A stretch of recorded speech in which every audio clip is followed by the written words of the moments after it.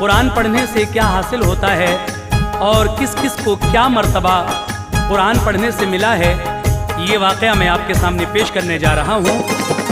अहले अरब की दोस्त तो अरबी ज़ुबान है, अरबी ज़ुबान में इसलिए आया कुरान है। कुरान क्या है साहिबे कुरान से पूछो, और साहिबे कुरान को रहमान से पूछो। पुरनूर दोस्त तो करो ईमान के लिए, दिल में बसाओ उल्फते कुरान के लिए।